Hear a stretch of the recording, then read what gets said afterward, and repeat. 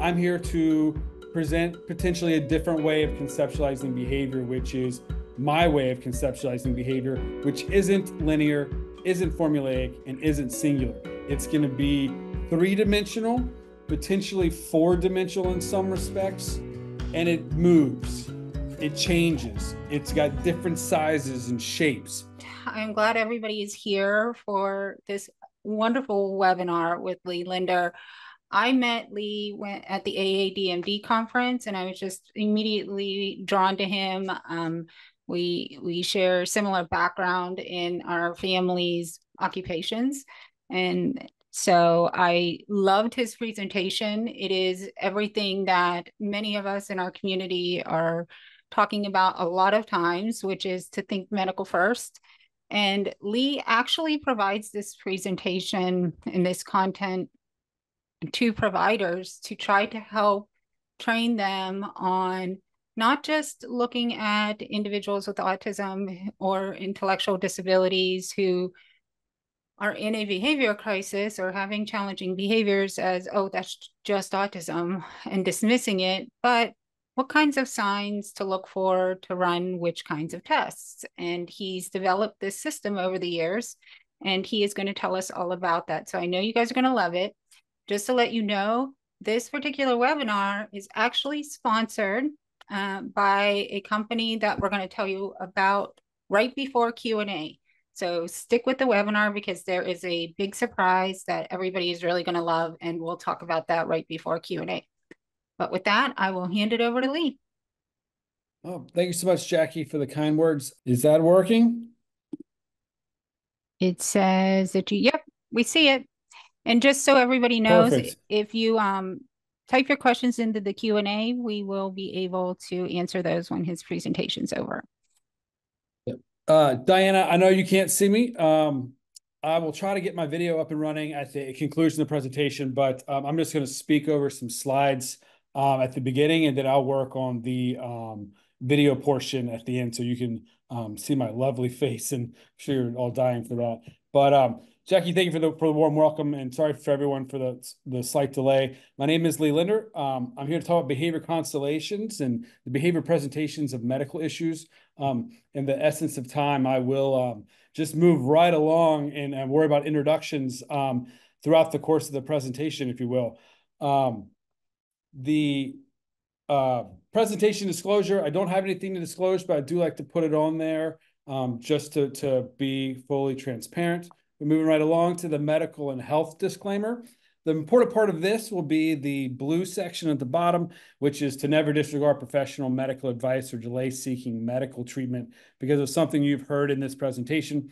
I am not a medical doctor. I'm not a physician. I'm a board certified behavior analyst, and I'm a gerontologist. I work closely with healthcare professionals in multiple disciplines, but this is not medical advice. This is me relaying my work and how I work through and conceptualize behavioral analysis and behavior while working with a variety of different people, but primarily people with intellectual disabilities and special needs. Jumping right into the meat of the presentation, I've had an opportunity to speak to a few people prior to the presentation today that gave me some idea of the continuum of knowledge, but also the types of people that may be in the attending this evening and this afternoon if you're on the West Coast. And my goal is to put swimmies and floaties on everybody, and then I'm going to throw everybody in the deep end. So the beginning of this is going to be the swimmies and floaties parts. So to get right to it, there's a few questions here at the top that I want you to think about as I'm kind of talking through what behavior is from more of a general dynamic that we're probably all used to, and then getting into my conceptualization of behavior, and then into behavior constellations. So the chart you see here will probably be familiar to many of us who have some understanding of behavioral analysis. Sometimes it's applied behavioral analysis. Sometimes it's working with children with autism in a clinic setting or aging adults living in long-term care communities that are neurotypical. But you'll notice that there's the traditional or common antecedent behavior consequence approach here that you'll see in the second, third, and fourth columns. I think we're all familiar with that to some degree. In this chart, I've added the first column or fourth column, depending on how you look at it, of a setting event. This is where we'll spend a lot of our time over the next 45, 55 minutes talking in regards to behavior constellations. And that's going to be distant setting events, which are going to be things that occur hours or days preceding problem behavior, if you will. It could also be underlying medical diagnoses, poor sleep, things like that. When we look at this chart and this approach to behavior, it's linear. It's this happens, then the next step, and the next step, and it all happens in an order. And the other thing that happens when we look at behavior in this chart and in this explanation and conceptualization is it becomes a formula. I remember when I was studying in a formal academic setting, this chart was presented to me to be a formula. And if the desired behavior, whether that was some type of skill acquisition or that was some type of reduction in a problem behavior or alternative behavior, whatever we were working to change or by increasing or decreasing, if we weren't obtaining that result, that fundamentally meant that we were doing something wrong. Something in this formula, the input values were not correct. So we had this linear formulaic approach to behavior that also is singular. A lot of times it would be in the problem behavior section, the third column, it would be a singular behavior. It would be physical aggression. So once you started plugging values in, it would read something like when under the starting of the setting event, when Lee gets less than 6 hours a night of sleep, 6 hours or less of sleep a night, and then is prompted to get up and go to work, he becomes verbally aggressive to escape work demands.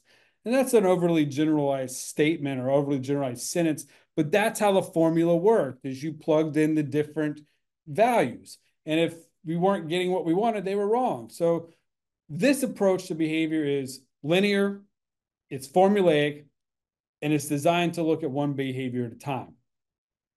That I'm not here to convey whether or not that's right or wrong. I'm here to present potentially a different way of conceptualizing behavior, which is my way of conceptualizing behavior, which isn't linear, isn't formulaic, and isn't singular. It's going to be three-dimensional, potentially four-dimensional in some respects, and it moves, it changes, it's got different sizes and shapes. So if you were to look at the figure on the left with the large gray sphere in the middle, and you were to look at this figure from the biopsychosocial model, you could start assigning labels to the different spheres. If you took the medical or the biological part of the biopsychosocial model and attributed that to the central sphere, the large gray sphere, the nucleus potentially of this object, that could be the medical and biological part. Then the three smaller gray spheres that are protruding from that could be considered the psychological components of a person. And then the blue spheres could be the social components of a person. You could make the assertion that if the center of this figure was the medical and biological part, that would be the central component of this figure. It would also be the largest component of this figure. You could say that the other components were revolving around the medical and the biological components of this figure. If you were to turn this figure into a representation of a person, with the medical and biological part being the focal point, the center of which everything else revolves, you could say Jane has spastic quadriplegia with requiring max assist for ADL care, has a modified diet that is pureed food and honey thick liquids. And you can very quickly understand how those physical dynamics would be the primary needs of the individual. They would kind of encapsulate all of the components of the person, and everything else would kind of revolve around that higher level of care, with still noting that there's social and psychological dynamics to the person. If you were to take that same dynamic and same example and say, well, we're going to look at these social components in the first week of December during the holiday season. And we're going to acknowledge that Jane has lost her mother and her brother during the year. So during the holiday season, Jane is not going to be able to go home. She won't have anywhere to go for the holiday season. She will not get holiday presents. She lives in a group home, so she will have to watch and listen to her housemates go home and enjoy the holiday season. She also will have to experience the holiday season from a psychological perspective, with dealing with the death and grief and processes. She has diagnoses of depression, which could be exacerbated during this time period. So when I conceptualize behavior and I'm looking at the gray spheres as being psych and the blue spheres as being social, those spheres are going to expand when these social and psychological impacts to Jane become more prevalent. So you've got this big central dynamic that's large and impacting the person, but these other spheres change too. They get bigger by the different dynamics that happen to a person. So when I'm conceptualizing behavior and showing this image, I'm trying to convey the dynamic that behavior moves. It's in constant state of flux. It's gonna change constantly. And if you were to look at the spheres at this figure, and they were to get as big as the center ones, it's going to move differently. It's going to have a different impact in the environment. And that's behavior to me. It's not linear. It's constantly moving. It's constantly changing. And even with Jane, if the psychological and social dynamics ebb and flow, there's a static dynamic to her medical and biological impact of her totality of being. And that's what understanding behavior is. Quickly looking over to the figure to the right, this figure continues to move shapes or move vantage points. And that's the other dynamic of behavior, is everyone sees it differently. So as it moves now, that's a nursing vantage point. That's psych. That's neuro. That's behavior. That's a caregiver. That's a direct support professional. Everybody has a different vantage point of what behavior looks like. It's not going to be linear. The other dynamic that's important about this second object to the right is, what does the behavior look like from the inside out? What does the person feel? What is the vantage point of the person that's experiencing the behavior? And in order to make the leap from a traditional behavioral analysis conceptualization to behavior constellations, you have to be willing and accept the dynamic that behavior is in constant motion. It changes, it ebbs, it flows, and the vantage points are always different depending on who's looking at it. So moving right along to, as I nerd out from chemistry to astronomy, neither of which I'm good at. What is a behavior constellation? Well, a constellation in the astronomy world is going to be a collection of stars that are put together to make a picture or some type of image. On its own, a constellation is a group of stars. And that's, each star will have an individual set of properties. Some of them could be qualitative, some of them could be quantitative. But we could describe the stars individually and get an amount of information or some level of understanding of what that star is. But once we start connecting those stars, different pictures emerge, such as we're told, this is the Big Dipper, or this is Orion. And constellations are a collection of stars. I think most of us have now gone, well, Lee, we kind of understand what a behavior constellation is, so if we can move along with it, let's do it. So let's go. A behavior constellation is going to be a collection of behaviors or medical diagnoses or environmental impacts or uh, pharmacological side effects. It could be psychiatric diagnoses. It's all of the points that get connected that then make us understand, oh, there's a different picture here. It's not just the medical diagnosis, or it's not just the behaviors. We're going to look at it through the lens of behaviors as we go through this. So let's put it all together. We've walked the bridge from traditional behavioral analysis through a different conceptualization of it, and now through behavior constellations. What exactly does it look like? So if we were to get a call as a behavior analyst that someone was exhibiting physical aggression, verbal aggression, and self-injurious behavior, we would do any number of things. The person could be fighting staff, fighting their housemates. They could be yelling and screaming, hitting themselves in the abdomen. They could be hitting themselves in the head, hitting their head against surfaces, pulling out their hair. All of those types of behaviors could be occurring. Some of them more serious than others, and particularly in regards to the self-abuse and the physical aggression. But we get that call and we get presented with these behaviors. As a little bit of a side note, that you could almost draw like a thought bubble out from this first bullet point. In my experience with managing behaviors, if you were to take 10 people that presented with these three problem behaviors, I would estimate that 4 to 5 of them are going to be referred to a psychiatrist to manage the presentation of these behaviors. I would then say that 1 to 2 of the remaining would end up in an emergency department seeking some type of acute medical care because of a health and safety issue. We mentioned the head banging or the pulling out the hair, if that's causing some type of laceration or injury. People are in hospitals or emergency departments. I would say that another 3 are ignored and the behaviors are not addressed.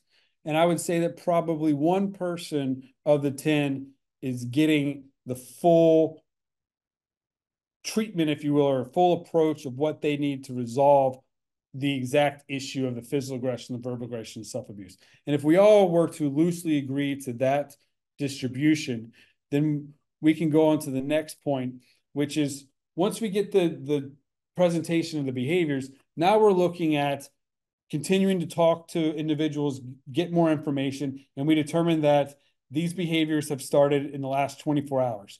So it's an acute onset of behavioral presentation. In my opinion, and from my work, and there's no literature, it's just my opinion and my experience is saying this, 60% or roughly 60% of acute or new onset problem behaviors are the result of untreated, undiagnosed medical problems. And I'll repeat that because I've been asked to do that before in the past. It is from my experience that 60% of new or acute onset problem behaviors are the result of undiagnosed, untreated medical issues. And if we were to agree that 4 to 5 of the individuals are going to psychiatry to address this problem, and then another 1 to 2 of them are going to emergency departments to address behavioral issues, 3 are being ignored, these are some pretty wild percentages that are popping out very quickly, and we haven't even gotten all the way around the constellation yet. So we've identified or been presented with the problem behaviors. We've identified that it's an acute onset within the last 24 hours. We continue to talk, continue to get information from the various interdisciplinary team members, and we find out that there's a cognitive status change in conjunction with the presentation.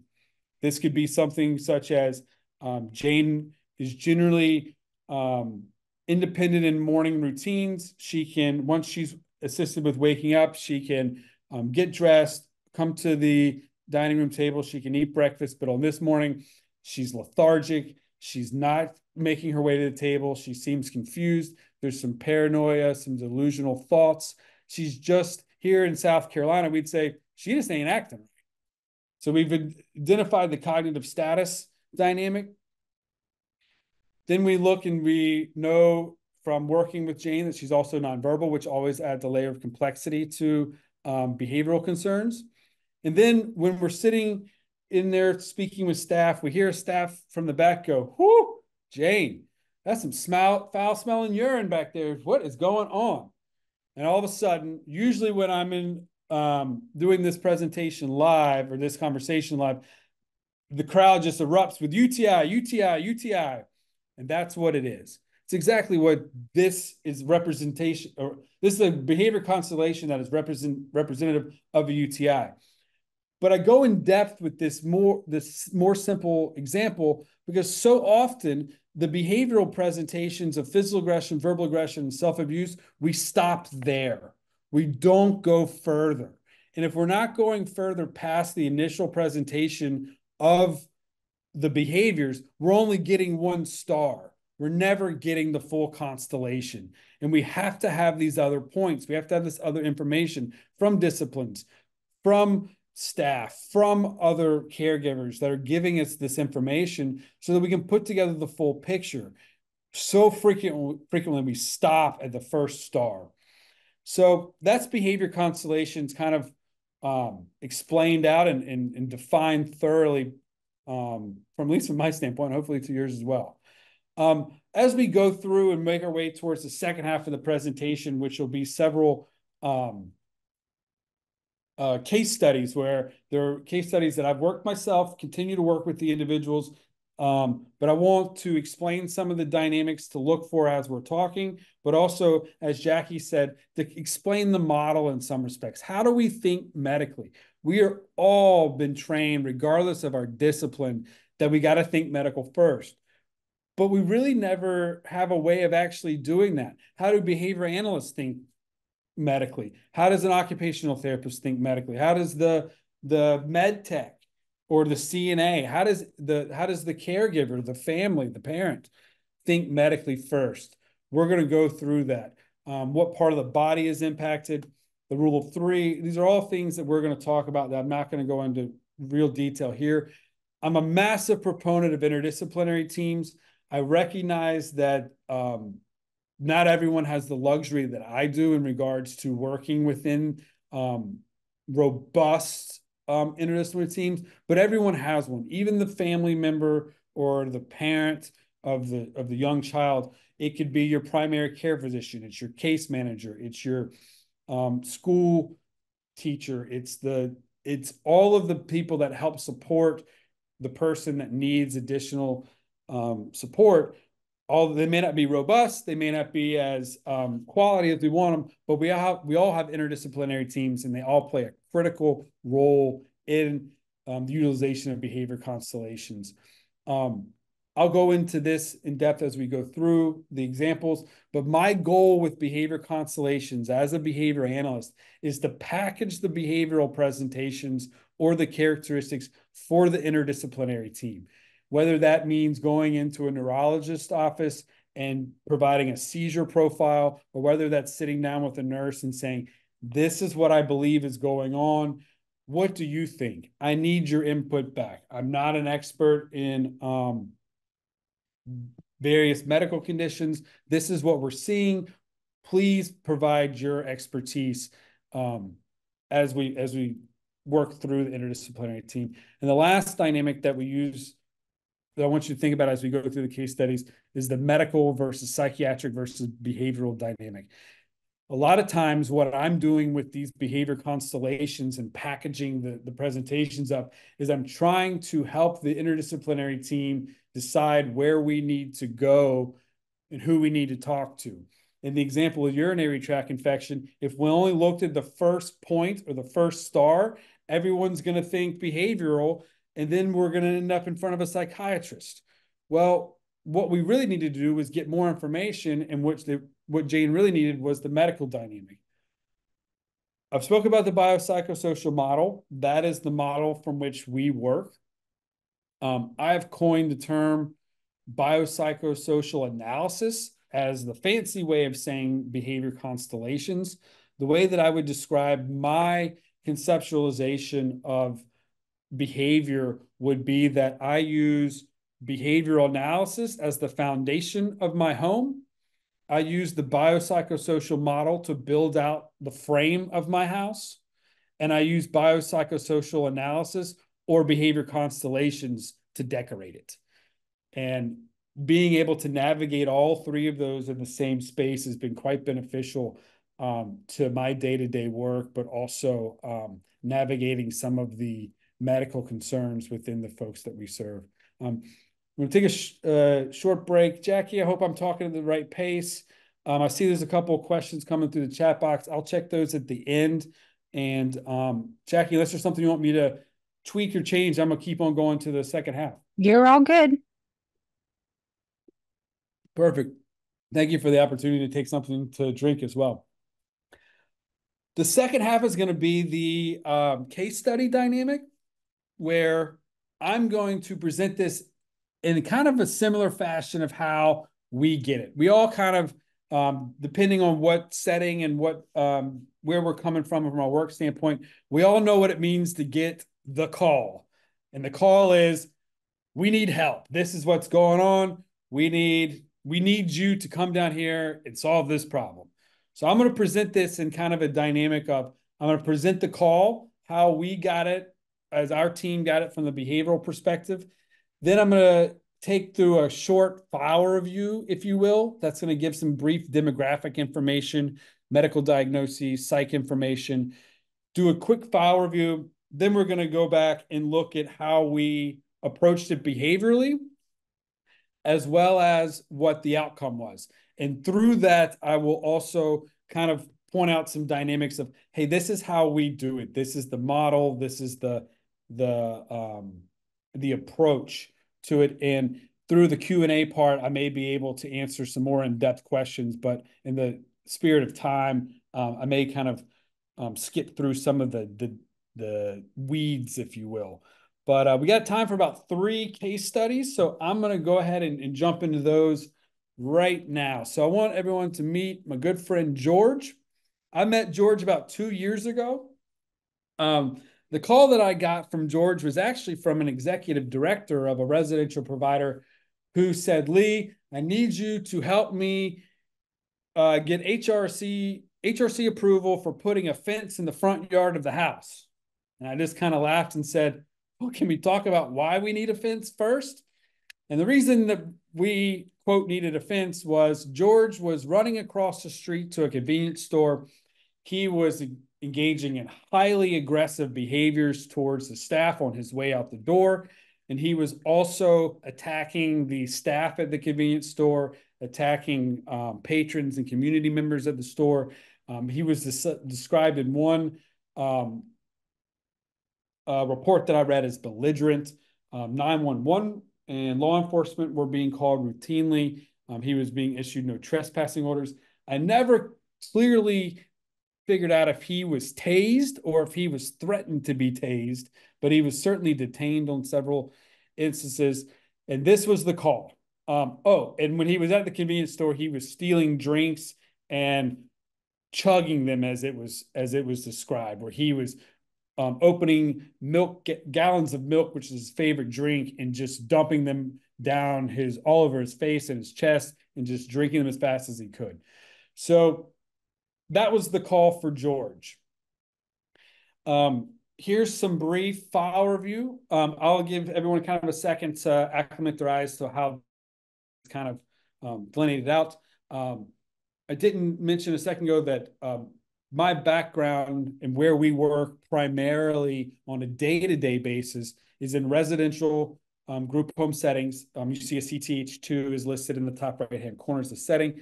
For those that may be unfamiliar, that's going to be more of a traditional 3 to 4 bed community-based residence for individuals with intellectual disabilities. Some of the examples that you may hear me talk about could be in a CRCF setting. The CRCFs in these examples would be older 8-bed ICFs that have been transitioned, and you may see SLPs discussed. Don't know I'm going to get to an SLP example with the time tonight, but that would be a supervised living program. It's more like an apartment setting with less supervision. So you see the medical diagnoses, the medical medications. The thing that jumps out to most people when we talk about George is, oh my God, look at all the meds he's taking.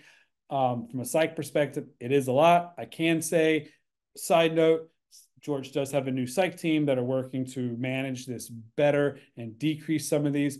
But from a behavior constellation perspective, what we're doing is we're going to go back to these behaviors from the call. What is making someone call us from a behavioral perspective and say, there's a crisis situation here? And we'll start saying, how can we start connecting some of these stars, some of these dots? Are there any behaviors here, or any of the behaviors here correlated or potentially caused by these medical diagnoses or the medications or the psych meds or any of the health concerns? And we start trying to put the pieces together or to create different pictures.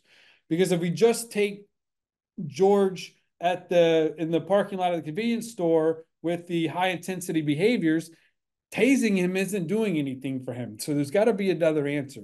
So we go through the file, we look at this and see if there's anything that we can start connecting. From a behavioral standpoint, we're almost always, I'll say almost always, I don't want to say every time because that may not be true. We want to start talking to the staff. We want to start talking to caregivers, family members, whoever it may be that's involved. We want to talk to them. We need their insight. And we also want to see the person. What is happening with them? What do they look like? And when we did this with George, we were talking to the staff and they were telling us that before he was running across the street, he was having these periods of confusion, disorientation, change in mental status. He would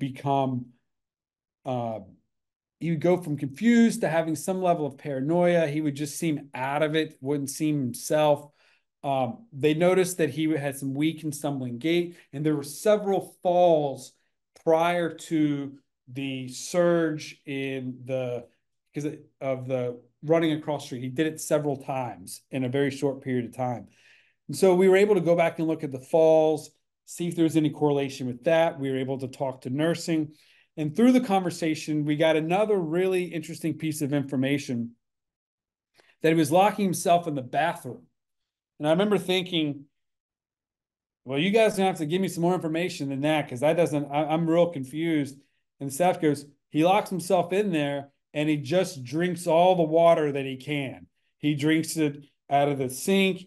We have to monitor his showers because if we leave him in the shower too long, he just stays in there forever and he just drinks the water out of the there. We've caught him drinking the water out of the back of the toilet before. And I'm going, you got to remember, I'm just the behavior guy. I go back and I say, does this have anything to do with the fact that he only gets 50 ounces of water a day? And they go, yeah, he's always thirsty. And they go, why is he on 50 ounces of water a day? That's not a lot to drink. They go, oh, he's got hyponatremia. Again, I'm just the behavior guy and I rely on the interdisciplinary team. I said, what's hyponatremia? Well, I've now learned that it is a medical condition that makes someone's sodium levels change. It can happen quite quickly. And the characteristics of this can be confusion, disorientation, change in mental status, weak and stumbling gait, falls, but it also can exacerbate mental health issues,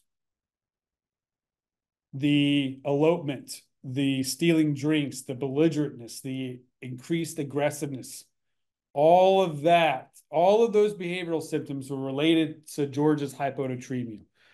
So we were able to connect the dots of everything that was going on.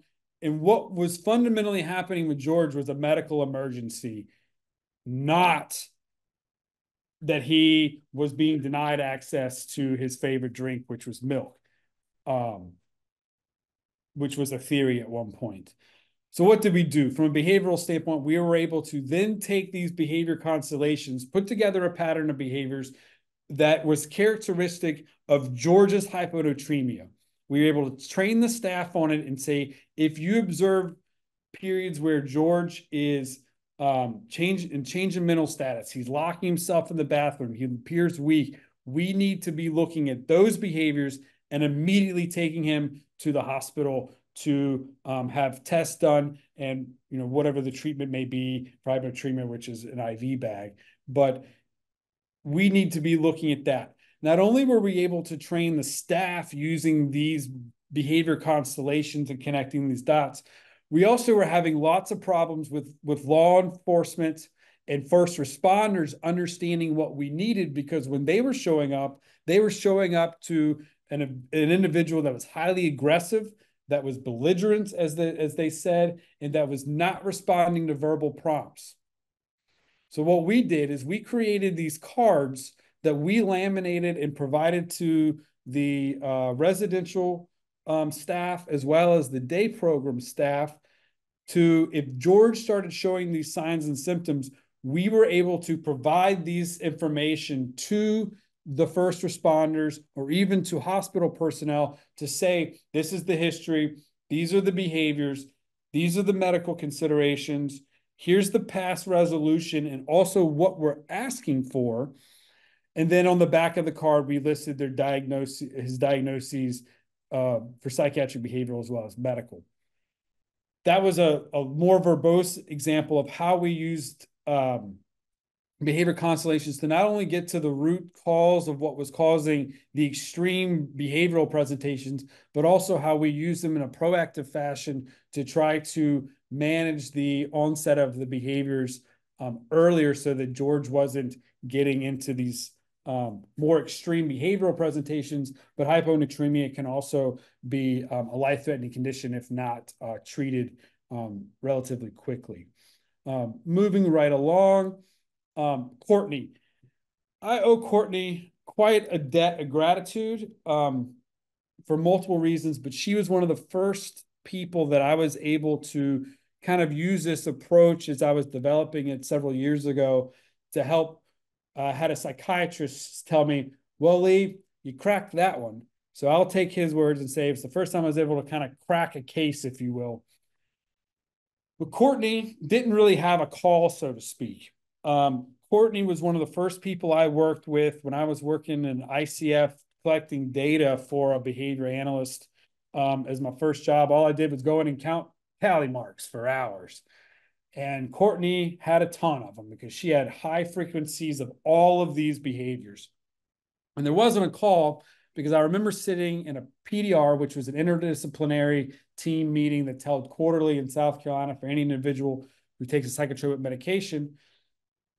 And the psych team pretty much said, we're not giving Courtney any more psych meds because we've hit the end of the road. We don't know what else to do. It's not a psychiatric problem. We can't continue to provide psych medications. We don't know what to do.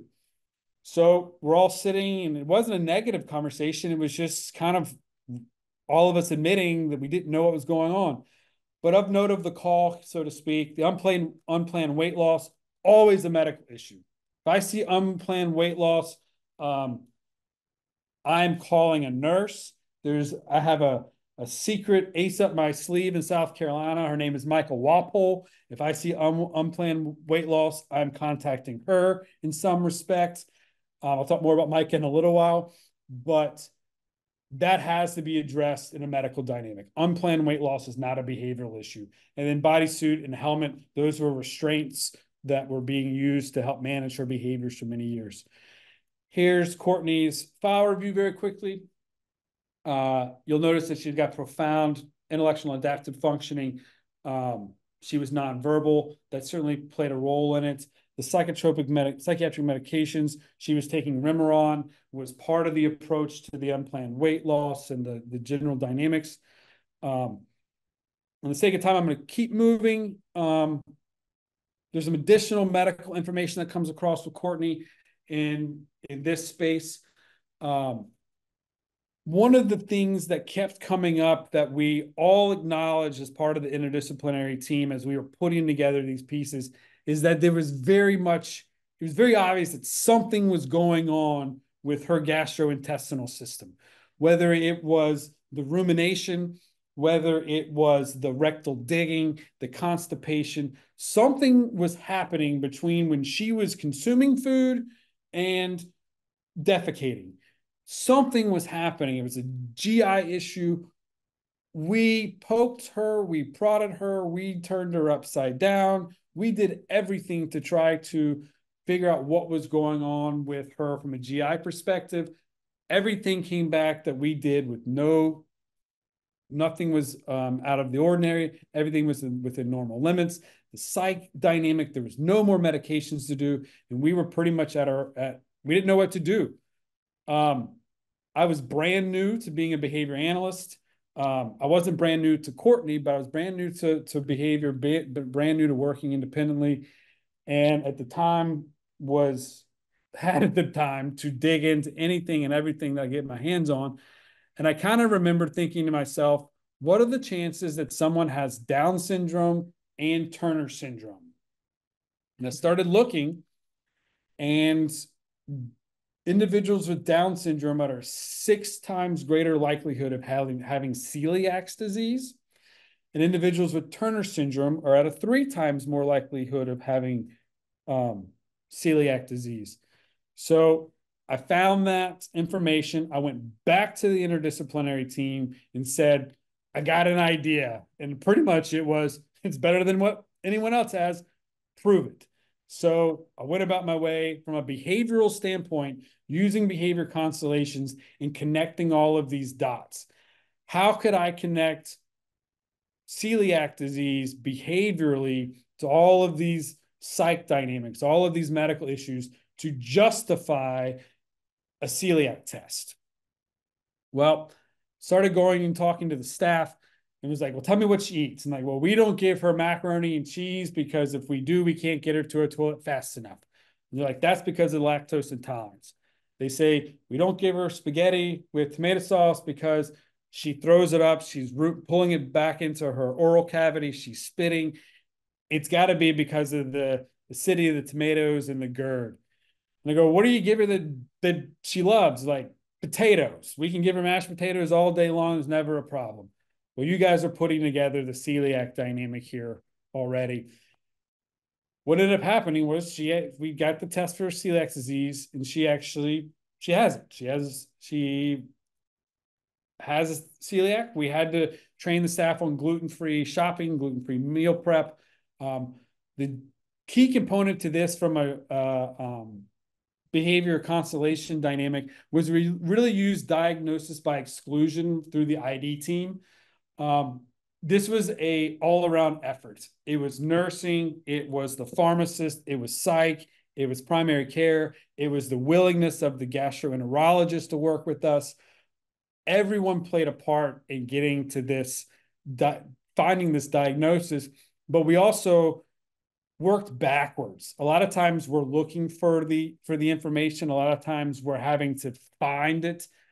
This one, we had all the pieces that we needed. We just didn't have them organized right. We were looking at the Big Dipper when it was actually Orion, if you want to go to the constellation example or But this was working backwards. This was a true interdisciplinary approach, but it was also the dynamic where we were able to look at the longitudinal effects of really getting to the underlying cause, where as a result of getting Courtney on the right diet, we have stopped using the restraints. The bodysuit was discontinued quite quickly.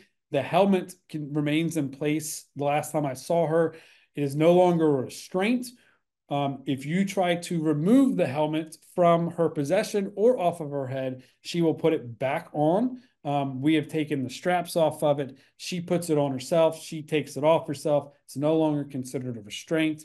We're also have reduced psych meds over time, and we've also reduced some of her medical medications, because what I've also learned is that if you look at what the medical issues that come from untreated celiac disease are many of the medical issues that she had.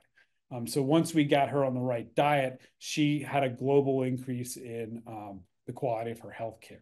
So again, that's another example of how we've used behavior constellations to help with the diagnosis, but also more long-term dynamics as well. I'm going to skip over Katie, if you don't mind, and I'm going to go to a gentleman by the name of Jerome, who I met about 18 months ago.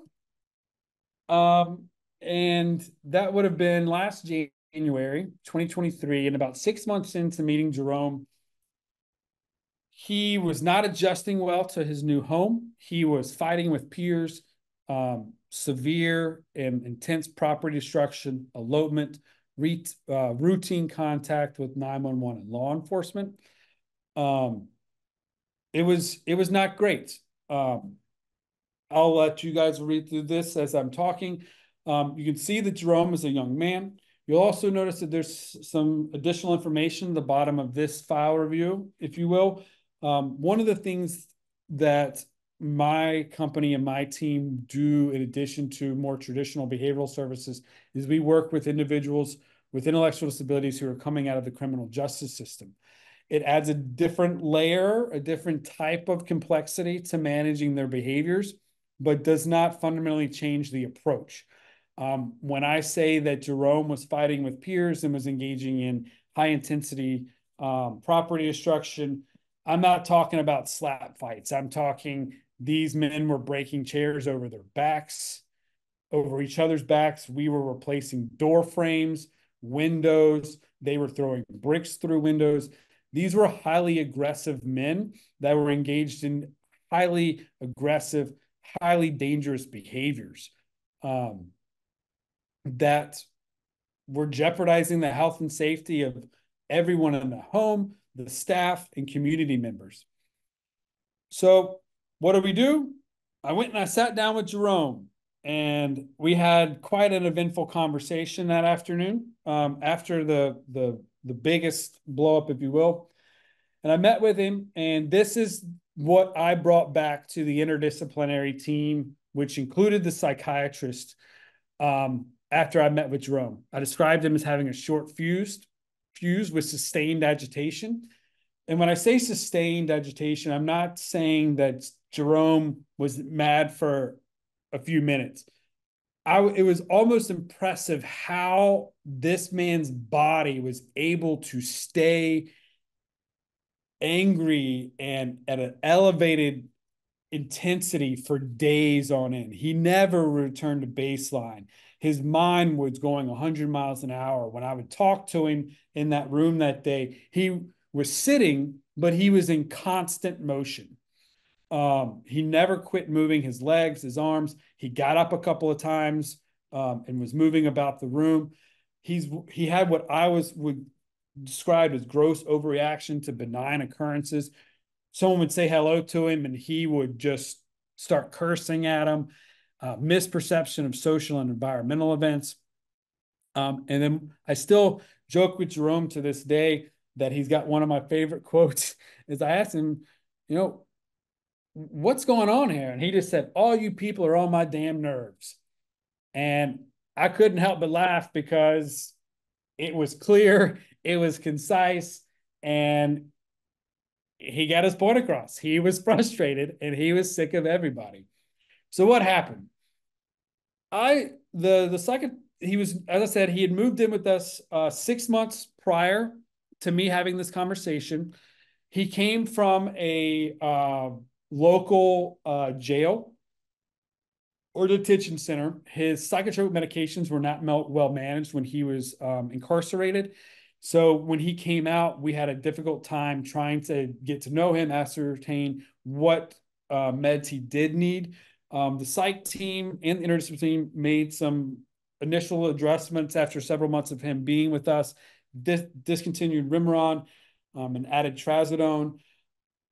And there was an increase in behavior after this. I met with Jerome in the beginning of July of 2023, took the aforementioned characteristics back to the interdisciplinary team. The team agreed to add Depakote. Since the addition of Depakote in July of 2023, he has gone 10 months with no aggression, no law enforcement contact. He now has gained competitive employment. He attends the community rec center independently, and he has since moved homes by his request in the spring of 2024 and continues to do well. I checked in on Jerome actually yesterday, and he continued. I didn't get to see him because he was at work. The reason I like to bring up Jerome in these conversations is the dynamic that psychotropic medications have a purpose. They have a place in our toolbox, in our scope of care, because we've spent the majority of the time talking about how do we address the needs to ensure that people's bodies are healthy, that we're addressing the medical and biological side of a person, and how do we ensure that we're putting all of our resources or enough resources into that area.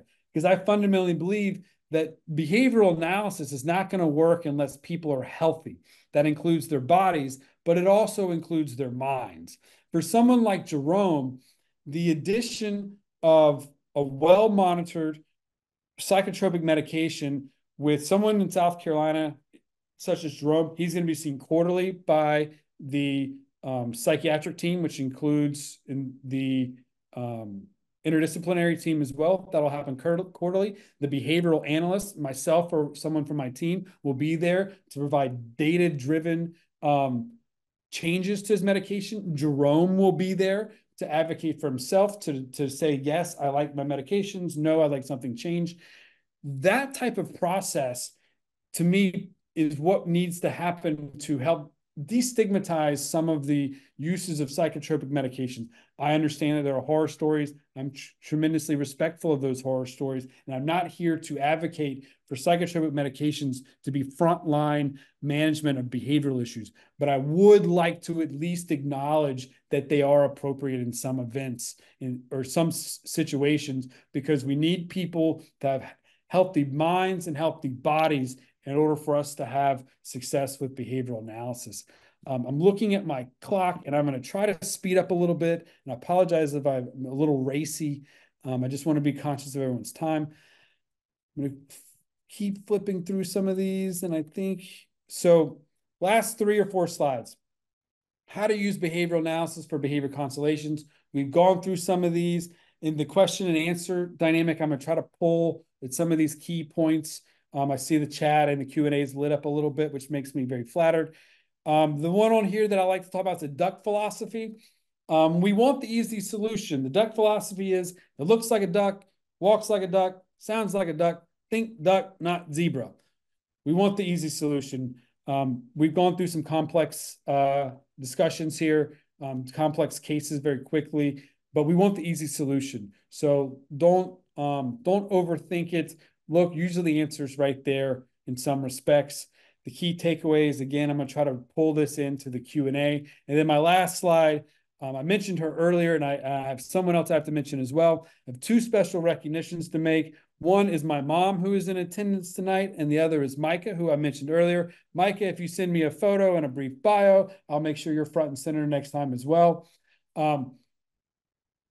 I would like to think that I have refined the approach to behavior constellations, but I would never dream of saying that I developed it solely because Anita Linder, my mother, is who did it. She's been working in this field for, I won't say how many years. Well, it says 35 years experience, so that's on her. She wrote that. She developed this. She taught this to me from a very young age. I grew up learning this stuff. Behavior constellations, this approach to understanding the behavioral presentations of medical conditions comes from Anita Linder and Micah Walpole. Micah is an OT, as I mentioned earlier. I've learned more from Micah in the space of how to understand the approach to consolidating and conceptualizing information to present to a physician more than anyone else. She's taught me how to do it through her presentations. I called her my ace up my sleeve because I know I can always text her. These 2 women are why I'm standing here presenting to everyone tonight. I'm very flattered to have done it. And if you have any questions, feel free to reach out to me and my lovely best friend, Hawk. Jackie, I'm going to turn it back over to you, and I hope that I made up a little bit of time for us. Thank you very much. And you are fine on your time. I don't want you to feel rushed whatsoever. I am going to reclaim host just for a minute, and then I'm going to hand it back over to you when we start Q&A. All right. But maybe it might give you an opportunity too to see if we could get your video working while I show our sponsor for the webinar. I'm going to actually share my screen now to introduce to everyone our sponsor for the webinar and what they are doing for our community.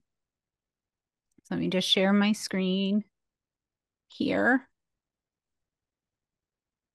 Okay, is everybody able to see that? Okay, my audio does not come through very well from my computer to here, so there's not going to be audio, but I will put the links to these things in a Facebook post right after this webinar so that you can have them and go back and watch them if you want.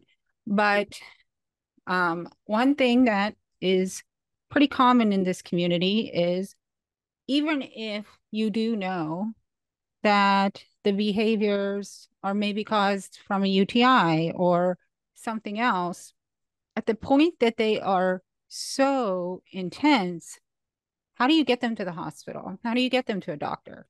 So many stories come in, and we at NCSA, many of us have experienced it ourselves, of dangerous aggression and self-injury while trying to transport our children to even just a doctor's appointment or to the hospital. It is very scary. And so what I went on this wild pursuit over the past several years, a big, huge battle with my state, trying to get access so that I could safely transport my daughter. And eventually, one of the first things I did, not one of the first, but eventually what it came down to is I ended up having to video record what this looks like in the car. I had already tried multiple things to buy on my own on Amazon. You see this one right here. Many of you have probably already tried it and failed as well. You can see right at the bottom of it how she's already broken the metal here. This is actually the third one that I had bought, and they all broke. So these metal dog type barriers for the car that you can buy online just weren't cutting it. And I'm just going to play actually 1 minute of this. There are closed captions, but it's like 1 minute of this so you can see what it looked like in the car trying to drive her. She's taking her seatbelt off. She's trying to break through the front barrier, through the back barrier, because I had one back there too. She's spitting at me, reaching, kicking, throwing whatever she can find over the top of the barrier. She's grabbed my hair before. She dumped a milkshake on me. That was a wonderful day. So I ended up going public with it. I started sharing these videos of what was happening in the car and being very public with our state of like, this is life-threatening. And it's not just life-threatening for me and her, it's life-threatening for everybody on the road. And the Tennessee chapter of NCSA, I was the state chair back then, we formed an action campaign. We included that video. We included some statistics about profound autism and why stuff like this matters. Many of you have already seen our NCSA flyer on systemic discrimination. And we got 206 letters sent to our state legislators really calling for action on this. The next step I did was write a blog post for parity and really help explain what parity was and why that this was necessary. If somebody had a physical disability, such as cerebral palsy, and they needed a wheelchair, or this would not be a question, they would have it. But when we need equipment for behavior, life-saving equipment for behavior, we're often denied. And that is something that we've been really attacking here at the state level, is parity. So we started looking for better solutions. Nothing that I could buy from Amazon was working. And obviously, she has a right to be able to leave her house and go places. And especially medically complex people need to be able to go to their doctors. So I found this company called Rideshare Safety Partition. and they are the sponsor of tonight's event. They have this video that I'm going, oh wait, this isn't the video. They have this video that I'm going to put the link into the Facebook post after this. I want you to go and watch this, and it tells the story of why they started. They originally started this company for Uber drivers because one of the rideshare drivers was killed by his passenger. And so they started a public campaign and created this. And this is being used now for Uber and Lyft drivers to keep them safe while they're working. But I looked at that like, hey, we've got a lot of parents that also need to be safe while we're transporting individuals. So this is what we fought for, and we won. This is something now that first I was approved through my daughter's waiver under adaptive technology. We got that approved through her HCBS waiver. And this real quick video is what it looks like now. You know, it's pretty simple. She will kick right here. She will kick and kick and kick. But she has not been able to break through this barrier. She's not been able to get it down. You can see here, we can still talk. We can see each other. It is not isolating. But I have not been attacked. Not one time. She has not been able to get to me since I installed this in the vehicle. It is working. I don't know if I back this up a little bit, they can show you how thick. Oh, trying to get a good image, but you can see how thick. This is made out of Lexan, which many are familiar with. We keep on our windows to keep them from getting busted out, but it's made of very thick Lexan. So they cannot break through this. So really an outstanding product. And so once I got approved, then other families in the state, they were also putting in for this. We worked with them, and now other families have gotten approved and are getting this. So I contacted the company, and they are very interested in helping us try to push this out across other states as well, and make sure that everybody who needs this in order to get anywhere safely is able to have access to this, so that you can drive safely without being attacked while you're driving. And so they're sponsoring tonight's event. And one of the ways that they're doing that is they are going to, I already showed you this. This is what it looks like in my car, by the way, just so you know. It's very clear. You can't, it's not non-obtrusive. But they have a lot of different products, right? And I actually just have this one. It's $379.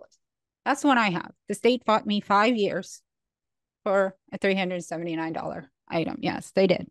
But they're approving them now. So this is the one I have because it's all that I need for my car. The different types of car that you have, whether you have a minivan or you have a truck or you have a car. I have an SUV, so that's the one I have.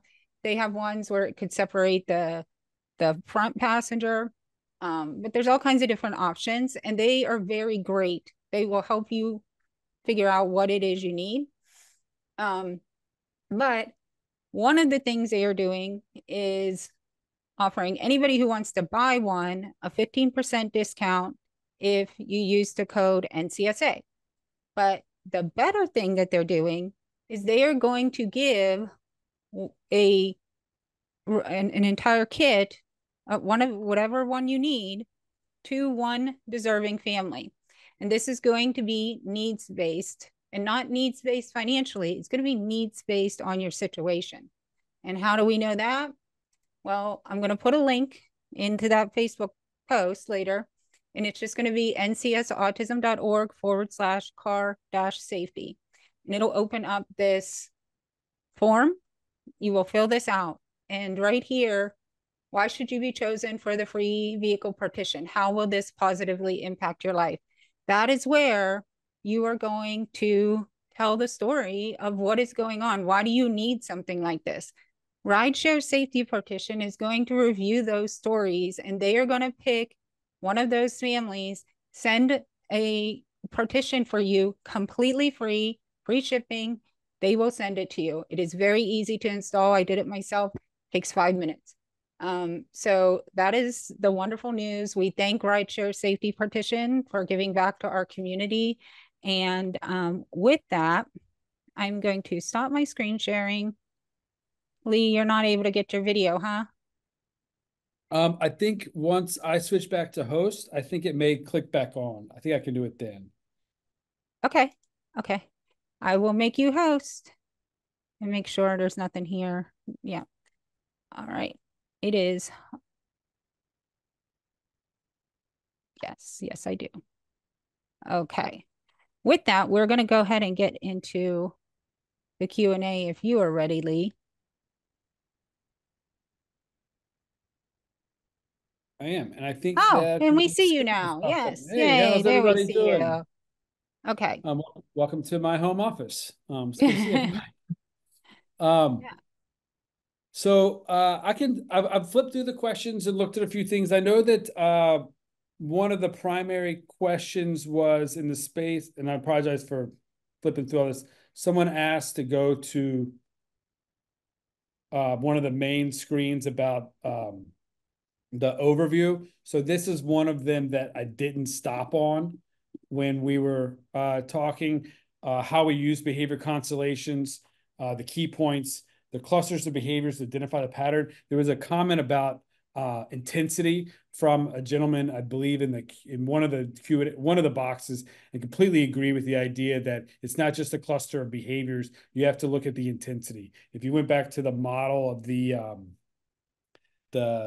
spheres, ideally in my mind, those are pulsing. So like the intensity, the more intense the behavior would get, the bigger the sphere would get. But the comment in there about intensity is very well received. The intensity of behaviors is absolutely something that needs to be a consideration. How does the behavior impact the person? The documentation of nuances, I think, is a really important dynamic as well.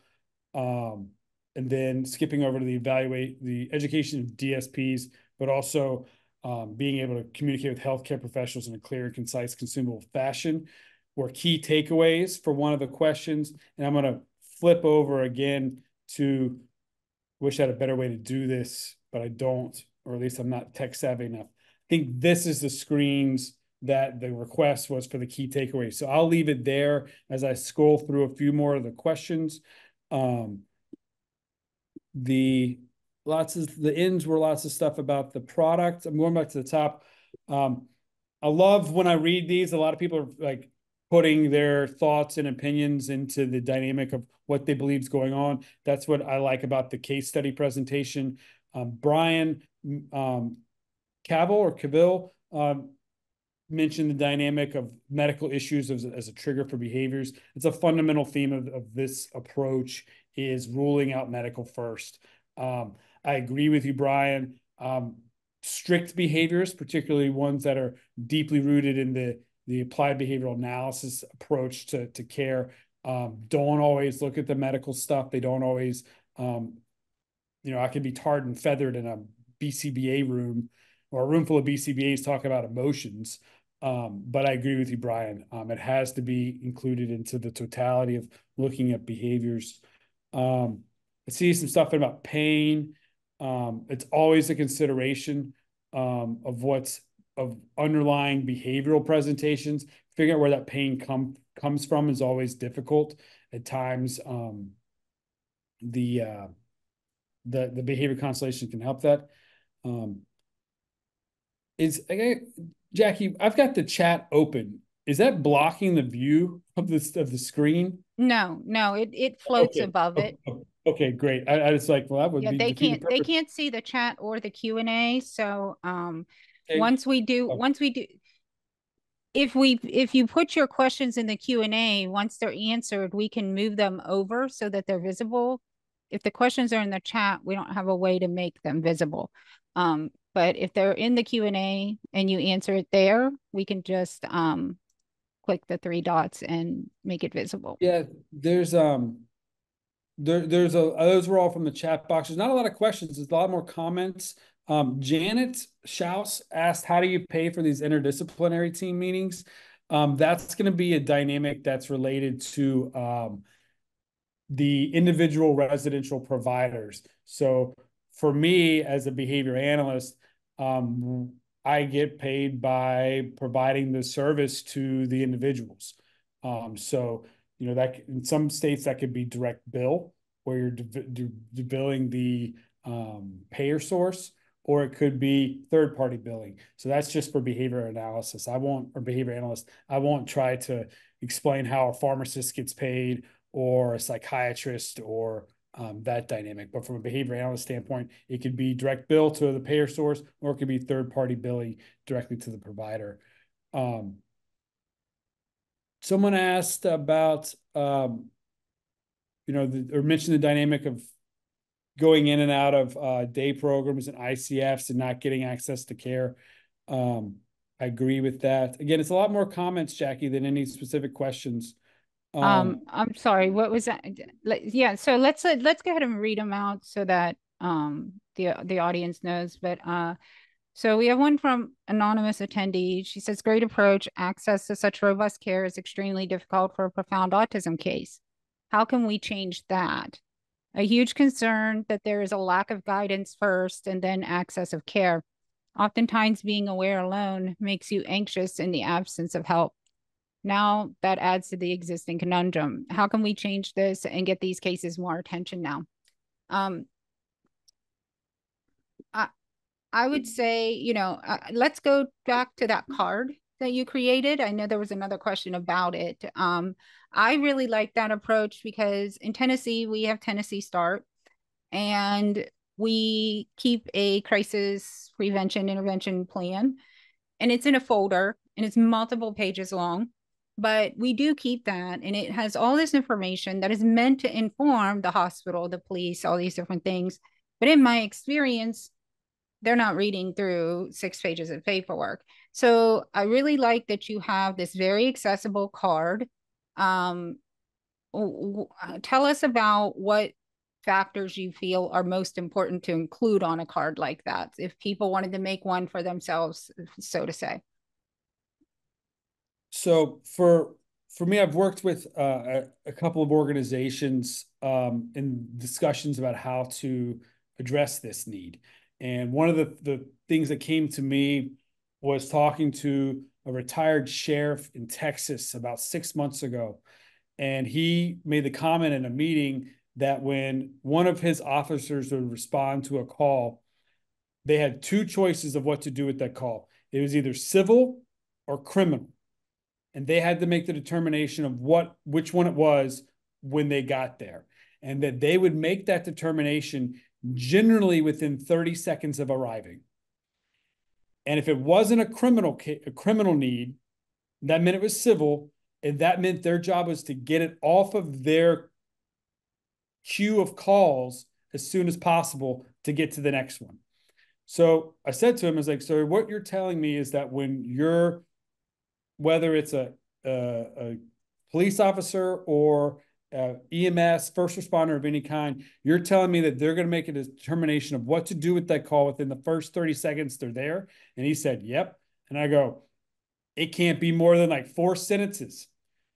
And ideally you're speaking them. You're not even giving them, because if the example of Jerome, when the police were showing up there, that was an incredibly aggressive situation. People were hurt and people were still being hurt. So having to stop and read something isn't particularly effective for a law enforcement officer at that moment. So the key is clear, concise, and something that's conveying the necessary information.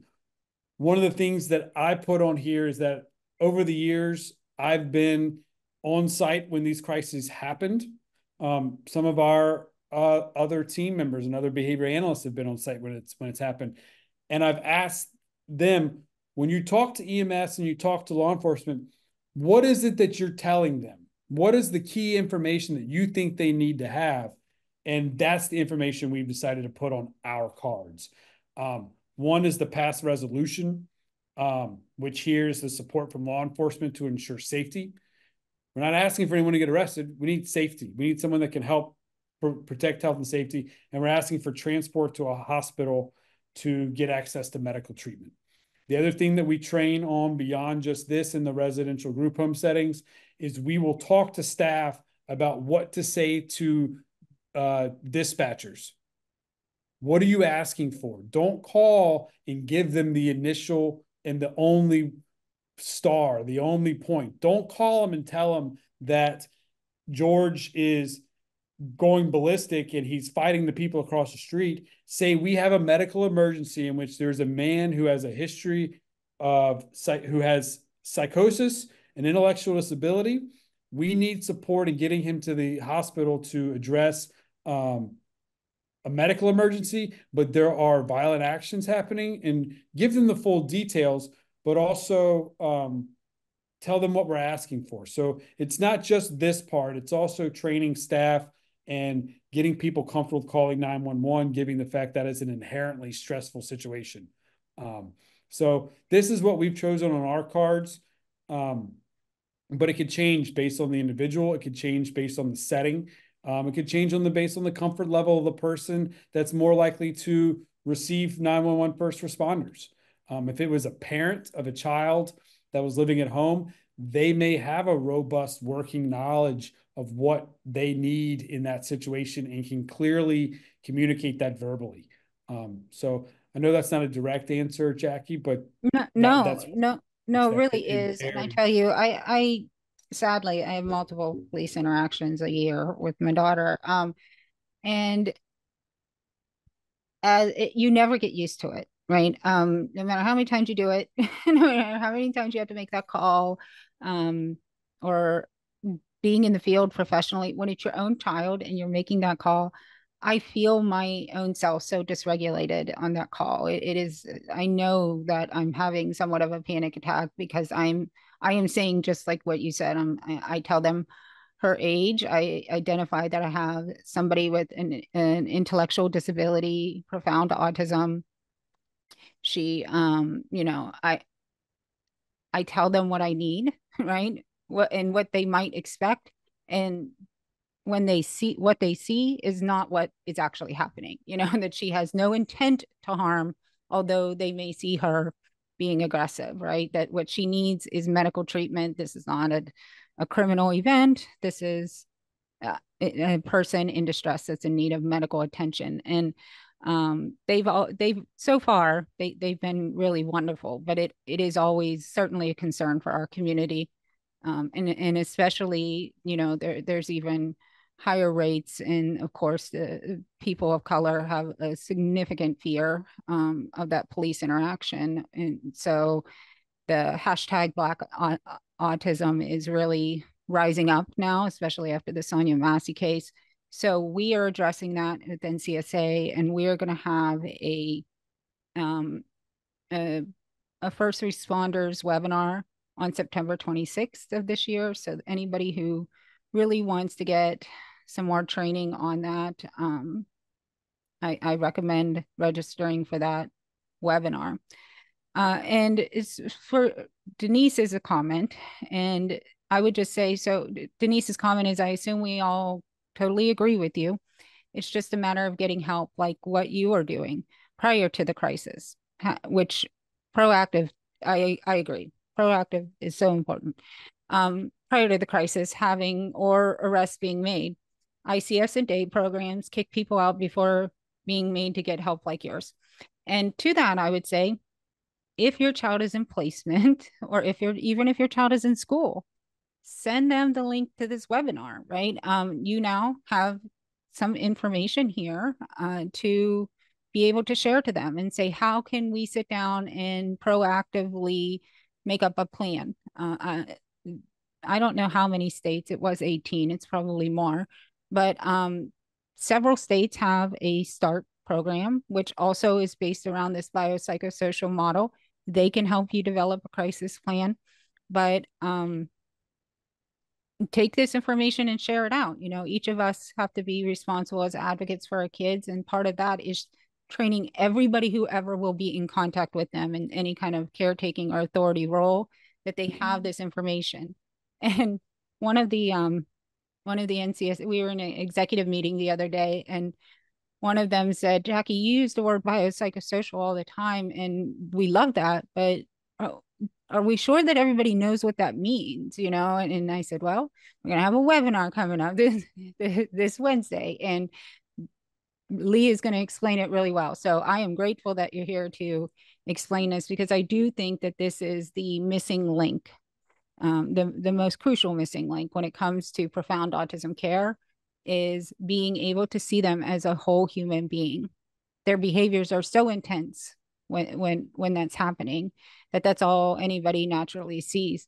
But there's so much other things that could be going on underlying, and you lay this out beautifully. Answered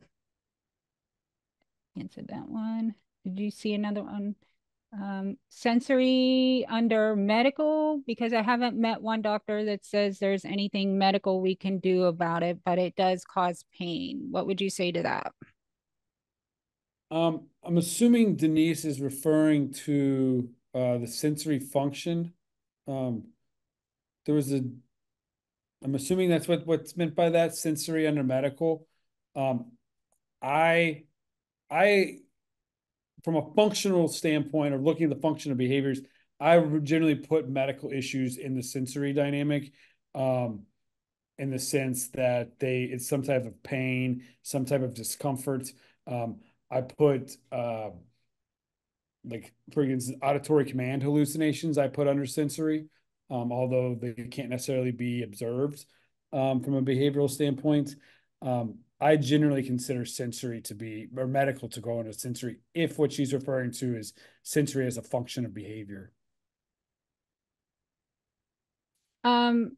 Heather Farmer asks, how do we find medical providers who really understand autism spectrum disorder? Do you have any specific questions that you would recommend that they ask providers, and specifically on the severe and profound end when we're dealing with these types of really intense behaviors? I guess without knowing the specific behavioral dynamics, or what may be the context of the specific questions, I guess my advice would be, if you're looking to go to a primary care physician or any type of doctor or dentist or any healthcare provider, is to go in with be prepared for the conversation, and know that you're not going to have a whole lot of time generally, in the space of what is it that you're looking for, and kind of use what, like kind of described earlier, where I build a case, so to speak. And I know a lot of parents, regardless of the diagnosis of their children, whether they're young or old, have kind of perfected that craft in some respects, where they find a way to communicate effectively with their healthcare providers.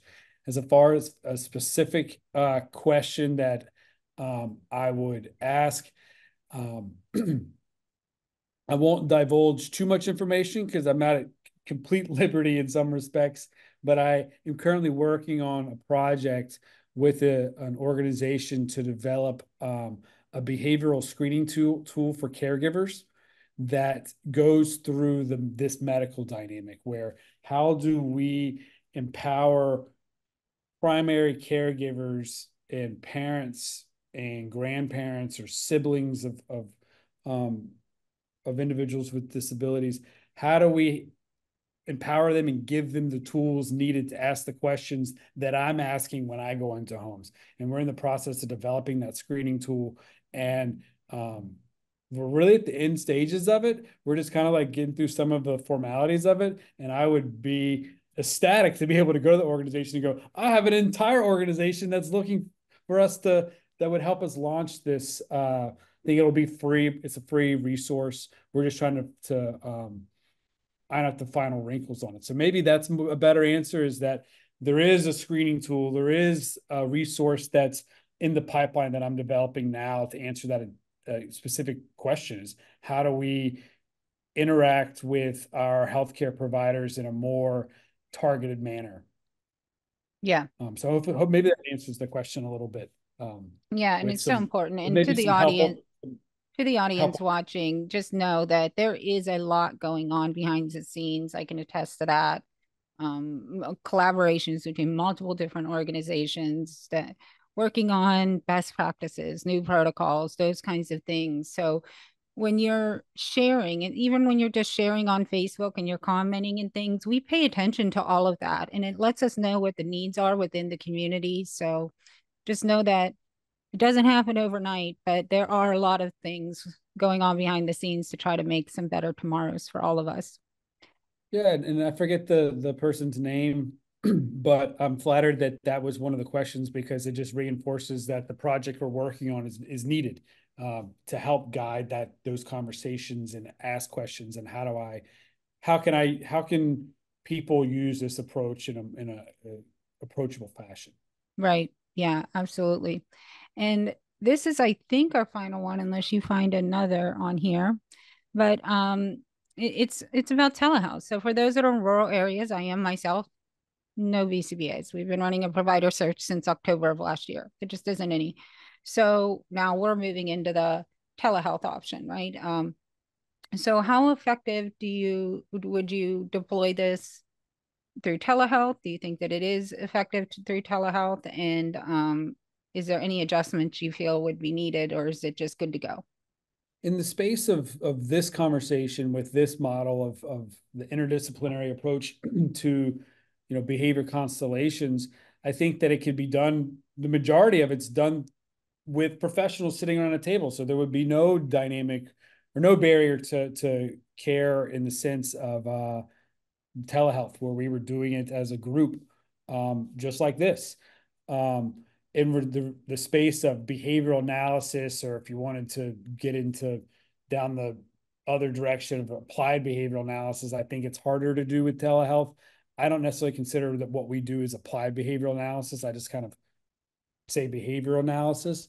But with behavior constellations, I could have really robust conversations with an interdisciplinary team on a telehealth call. And hey, what's the strategy? What are we thinking? How are we going to go to approach this medical appointment? If it was training, if it was implementing specific procedures and stuff like that, obviously being in person is always better. But I think it's a dynamic where we have to be willing to shave off the corners and turn a square peg and put it into a round hole, because like you just said, Jackie, you guys have been on a search for several years and can't find it. So something's better than nothing. Um, Yeah. and Yeah. with behavior constellations, we We certainly got could do it. we just got this last question pop in, and I'm gonna start the answer and you finish it off. But it really is about, you know, with hospitalization, dangerous self-injurious behaviors, and doctors prescribing sedative medications. How do parents, it says, effectively demand more tests? How do we know when we know it's a sudden onset and probably due to pain? Can we refuse discharge and request interdisciplinary approach prior to discharge?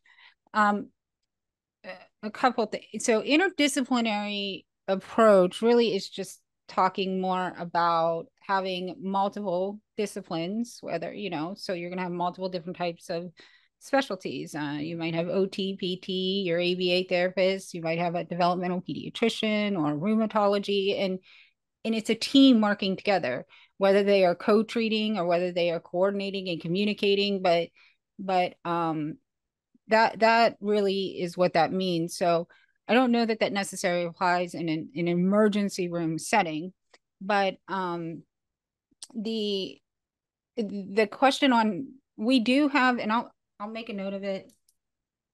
I will put in another link in this, what is going to apparently be a very long Facebook post. We developed emergency room protocols, IDD specific emergency room stabilization protocols. We developed those in Tennessee in response to myself having not a very good encounter in an emergency department when my daughter was in crisis. And I will put a link to those. It's a PDF, it's a one pager.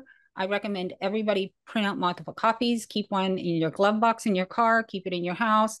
You should have a go folder, right? And it should have like the information that Lee has on that card. You should have your child's medication list on it. but also have these protocols. These protocols are not mandatory in every hospital, but you're more than welcome to contact your hospital with them to try to advocate for them to adopt them. But they help guide the physicians on how these situations are a little different than their psychiatric protocols, so to say. And it also indicates on there to listen to the caregiver, to confer with them, to understand that the family caregiver themselves may be in crisis. This is a stressful situation for everybody. So that is a really useful tool, but I wouldn't say to demand certain things, but it's really about trying to overcome the cognitive dissonance they're going to have when you are telling them something that is in contrast to what they have been taught all along and their protocols or what they used to be familiar with. And they may be the best ER doctor this side of the Mississippi, but you are the expert of your child, right? And that's where that difference is. And so if you come at it just not as trying to bring them down, that they're not a good doctor or they're making bad decisions, but just as an expert in this one patient, you are the expert in this one patient, it usually is more well received. Would you have agree or have anything to say to that? I think it's very well said. And there's a additional comment that came in after that. Um, it's a very tough dynamic, particularly in emergency departments. If you're going to emergency rooms, it's fundamentally for crises, and they're not going to want to necessarily bring in additional people to work through a differential diagnosis, to use a medical term, or triage, or whatever the term may be that we wanted to use. For me, this happened to me yesterday with an individual, where he goes, we sent him out because it looked like a medical problem. We talked to the nurses, or to the available nurse. Sent him out. They told us that they were doing lab work, told us that they were doing an abdominal scan, everything that you would want them to do. And then it just kind of like stops, and he gets sent home. He's back at home a couple hours later, and nobody knows anything. So from my standpoint, the way that I have a luxury that parents don't, which is I can take a step back and regroup, whereas a parent is leaving that hospital and is worried about their child. They're going back home. The issue has not been resolved.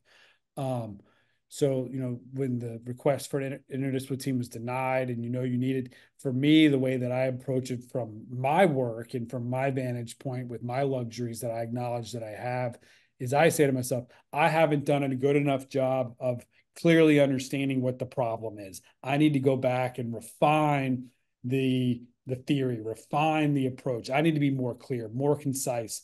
Unfortunately, I may need more data, which means that someone's going to have to be sick again. So I think that the key may be the word that's used here in this last post is persistence. And I know that's one that doesn't bring any solace or finite answer, but it's a tough question, very tough Yeah. question, particularly in crisis situations where people's health and safety is at that forefront. I don't know that at this point we have a good answer. Yeah, and I can tell you there isn't legally there's really not a definitive answer on this. I've seen it go so many different ways.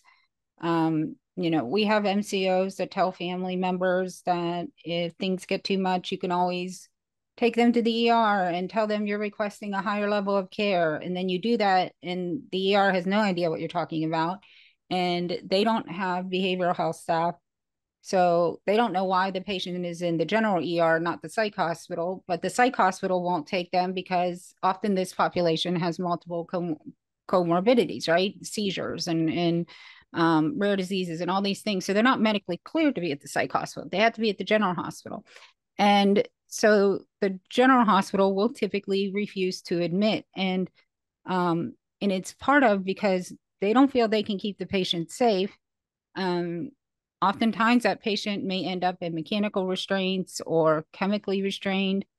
We had a case, our Virginia state chair, her son went in with a UTI to the emergency room in Virginia, and to manage the behaviors, instead of running a UA and giving the kid an antibiotic and sending him home, to manage the behaviors, they put him in a chemically induced coma and then intubated him, and he was in the ICU for weeks before they could get him to a state hospital. Um, and it's just tragic, right? We hear these absolute horror stories, but some family members, they do that. They say, I don't feel safe bringing him back home. I can't do it. I have other kids at home. It's not safe. And they will leave. Sometimes that results in the hospital working to get that person a placement. I have seen cases where the parents then they tried to charge the parents with abandonment or neglect. I've asked this question up and down throughout state leadership. There is not a definitive answer on this. It's really just going to be on the whims of the hospital. So it's really just a crapshoot when you have to take them to the hospital. The best advice is get this stuff in place now. Be proactive. Try to make sure that you have a full, well-rounded team. You're not relying on one specialty, like Lee talked about. ABA is a good tool, really good tool, but it is a tool, just like every other tool we have. It is a tool.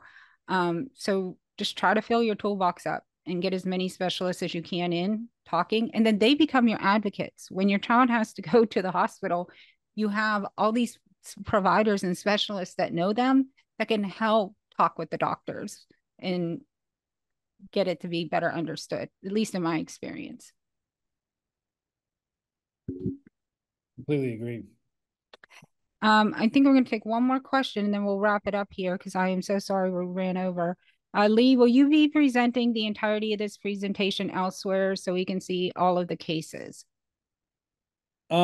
Potentially. I have been asked to.